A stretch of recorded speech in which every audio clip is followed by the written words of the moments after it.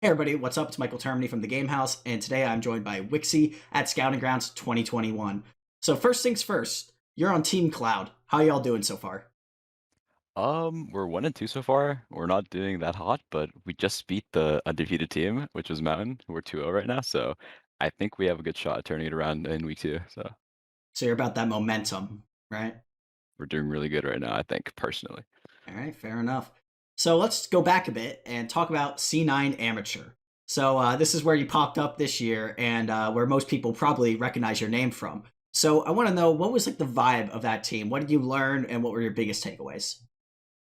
Uh, I learned a lot from Breezy and Xe specifically because they were mostly like huge leaders for that team. Like, I think both of them had like really strong like opinions about the game, and I was mostly like a follower throughout that like team. Like, I went with their plays, like I played with them, and throughout them, like I learned a lot from like the game and how to play aggressively. So they taught me a lot.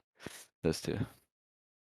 Is there anything that you think you brought to the team as a leader, or more of a unique perspective, something like that? Yeah, definitely. I feel like I was a big middle ground for the team. Like there wasn't like we since Breezy and Xe were really like aggressive players who were like super strong about their opinions. Like I was mostly the guy who was like telling people to calm down, back off, play slow. Like I was mostly like a mediator for that team. So I felt like was doing a lot to help us calm down during like a lot of our really serious games, and that's how we were able to fix up a lot of our late games and where we kind of threw sometimes from being a bit too like hasty and stuff. So. How was it being in such a, I guess, long running esports, what's the word I'm looking for, organization, in C9 as an amateur team? That was the first. This is the first rendition of C9 Amateur, correct? Yeah. Yeah. So how was that?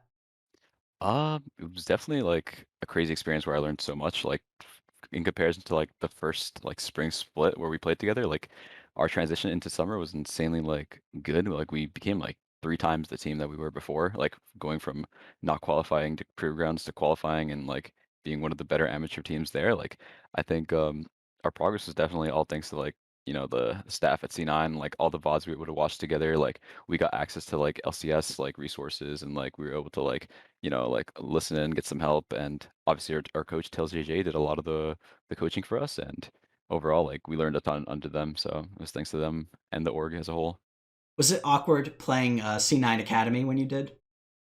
Yeah, it was super awkward. I felt like we went from TLA, which is like the first team, and then to C9A, which is the second team, and then we're like, okay, well, it's like the brother teams like matching up against each other, and yeah, I mean, we didn't get to practice much against them, so we weren't like sure what we were expecting, but yeah, they definitely got the better of us in that situation, but it was definitely awkward or interesting to say the least. It's Yeah. betrayal.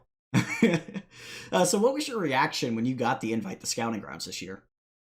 Oh, I was pretty grateful because actually like it was supposed to be Arrow, but since he couldn't qualify, then it was mostly me on the next spot. So I feel like I sort of have like a reason to prove myself considering that like out of everyone in my team, I was the only one who qualified from the Proving Ground circuit, considering that obviously in the 80K role, Arrow had to be like the one who had to be like, who wasn't able to like qualify, right? Yeah. And so I feel like I kind of got lucky, but at the same time, it's even more motivation to like prove that I belong in the scouting grounds and that I'm one of the best contenders in the ADC role here. So So there's a bit of format changes for this event. Obviously, the original plan was to fly everyone out to LA, you'd all go in the LCS studio, have a grand old time, meet everyone. But now it's just another fun online event with great online interviews. But what is your thoughts on the format changes, the no draft, and I guess the online nature?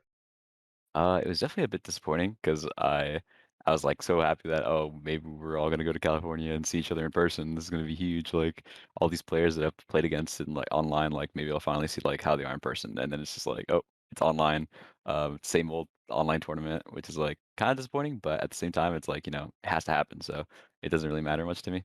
But overall, I like the changes, like the from the drafting the top 10 players to like whatever they're doing right now with like the top 3 players or whatever, like the best 3 players. Like I think that I like that change, and it's gonna focus a lot on like a few really talented prospects, and I hope I get on that list. So we'll see how that goes. So, what are you hoping to get out of this event? Obviously, we're not allowed to talk about any potential future signings, But Yeah. are you looking for another amateur experience, so like maybe get a bit more time? Or are you looking to go straight up to academy? What's like the outlook for you in the future? I think I definitely have had enough time on amateur. Like I feel like based on all the games we played against like academy teams as well, like I feel like I'm definitely ready to like play against the next level of players.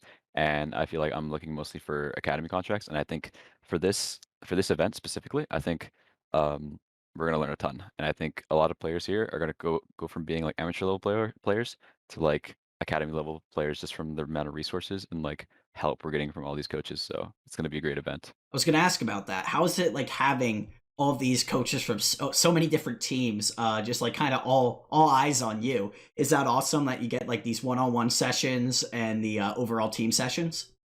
Yeah, I was about to say that. It's definitely been like very different to see everyone's like all the coaches' perspectives on the game from like the C9 coaches to the TSM coaches, like Wes Rice and Gunaso from TSM have both had like their own input on our gameplay and overall like seeing different perspectives rather than the typical like ones I've had from my regular coaches have been like really helpful. Like seeing like adding it all together and making it and applying it into my own gameplay is like something that's going to make me improve a lot, and I can see all the other players as well improving from it because I see them all the time in their calls, like reviewing lanes, watching replays, and everyone's getting a lot of practice done. So it's looking really good.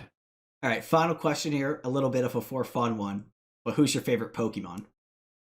Ooh, Grovyle. I like Grovyle. Grovyle. Yeah, Interesting selection. yeah. I think from Pokemon Mystery Dungeon, like he was just a cool guy, like, Yeah, like wasn't he like a explorers of thief? time. Yeah, he Yeah. was like he was a cool character. I definitely have an attachment to Grovyle a lot. Yeah. All right. Well, that's a good answer. That's all I got. Thank you for the opportunity. And for more coverage of Scouting Grounds 2021, check out thegamehouse.com and our other interviews.